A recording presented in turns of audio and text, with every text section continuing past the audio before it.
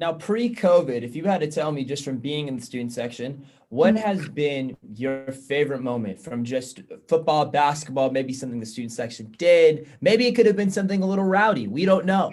But you tell me, what has been your favorite moment so far as just being not just a student section leader, but also being in the student section? Wow, that's really hard. We've had some great moments in basketball in my 4 years at high school. My freshman year, our team made it to our state tournament, and the region final was against our rival South. And probably my most memorable moment was the entire student section was standing. We moved from the bleachers to the floor right under the basket, and one of our starters just dunked it right in front of everybody to end the game against South and go to state. Louisville or Kentucky, but I guess you already answered that for us. Oh yeah, Kentucky all the way. Well, the last student section we had on said Louisville. The last Kentucky student section, McCracken. Was it McCracken? No, it was, I think. No, McCracken said Kentucky because Right. one of the female student section leaders had a crush on Tyler Harrow. No, it was both. One said Kentucky, one said Louisville because the dad was a Louisville fan. I think Was it the not? Harrow one caught me off guard. So I thought it was. But yeah, she did say she had a crush on Tyler Hero. I mean, who doesn't? Our area is pretty divided because our county is right on a border with where the city of Louisville is. And Oh, Jefferson wow. City of Louisville and Oldham County is right next to it. So our entire area is very divided. we talked about. I had two teams in the playoffs. So one of them won. It was my Big Baller Brand League. All they won was bragging rights. My money league that I was in the semifinals. I'm like, if these guys just do what they do, Kamara and I think I had Justin Herbert and a few other people. I had TJ Hawkinson who got me -2 points. Gotta And love it lost it. in the Noah semifinals. Fant's better, by the way, for all those Iowa heads out there. Noah Fant's still better than TJ Hawkinson. Just want to remind everyone. Yeah, he's still great. I still need an apology for him because it was my semifinal game. Yeah. And I lost, I think, by 5 points. And then third place, I get my money back in third place. That's good. That's We good. broke even. But then Kamara just breaks loose and gets what? Don't start with me. Come on now. I forgot. But anyway, yeah, I get third place in that one. And then I got to go pick up the trophy from my other league with the winner's name on it. I feel like the guy with the Stanley Cup, just bringing it to the winner. Yeah, just bringing it over. Yeah. I've yet to win it. It's unfair. But so that's how it ended for me, man. How'd your fantasy leagues do? Well, you bring up Alvin Kamara, and I just cringe the minute you say that because that's how I lost my championship. It's hard enough when you were the number one scorer, number one player in your league, not to mention the kid who runs that league beat me in my own league to not make the playoffs. But luckily, I didn't get a haircut because that was the last place thing. I'm going to get to that haircut in a minute. But he had Josh Allen and he had Alvin Kamara, and obviously the week 16 they had some of the biggest games that entire year. So I got smoked. He put up 230 points.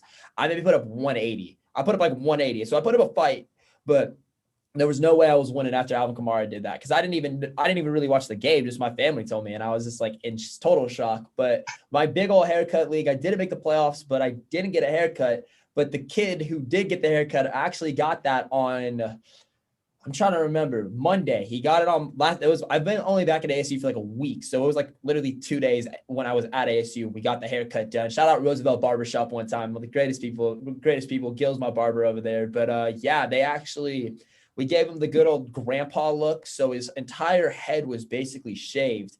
And then there's all his back hair was still there, and he had to wear it for 24 hours and walk around with it. So we made him walk around all over. He couldn't stay in his dorm, but he was a good sport, and they shaved it off for free. But it was funny when we got the haircut because it was right around closing time because we didn't want there to be a lot of people there just based on COVID.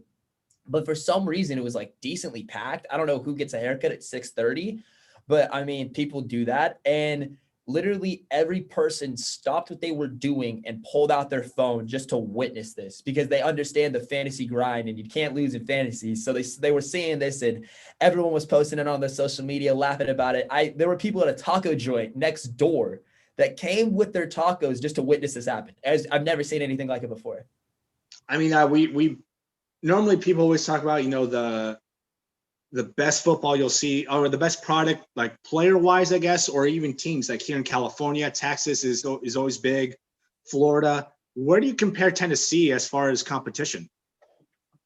I really think we're up there with, I'd say at least top 10, maybe top 5, because, we have a great recruiting pool. We have the number one player in the country in the class of 2022. And we have several guys that are rated in the top 100. The class of 2022 is going to be one of the state's best classes ever. It's so loaded, and I think that's really starting to show that we're even in that talent field with the rest of the country.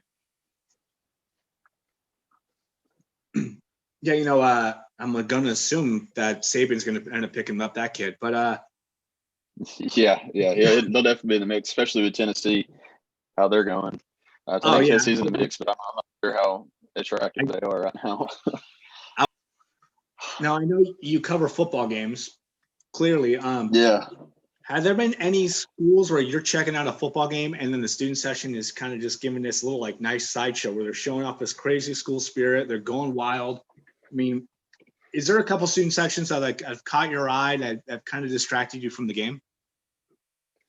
Yeah, let's see here. Beach is really impressive. They just heckle the entire game. They have a bullhorn. They just sit there and they insult every player the entire game. And it's just crazy how mad they get. I went to their playoff game. I guess it was the quarterfinals. They played Hillsboro, and golly, some of those parents were about to run across the field and start fighting with the student section. That was probably the biggest sideshow I've seen. It worked obviously because it was getting in their heads, you could tell. But stuff like that, and then Ravenwood does a good job. Oakland does a good job. Oakland's the best team in the state, and they have a good student section behind them.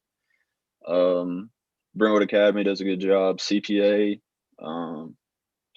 There's just all kinds of, especially in the South, they're just crazy, and they just come up with all kinds of crazy stuff to try and distract the away team and give them an advantage. It really does. Whenever you're loud and have that kind of sideshow that's distracting from the game, it really does, help your team out and give them that push.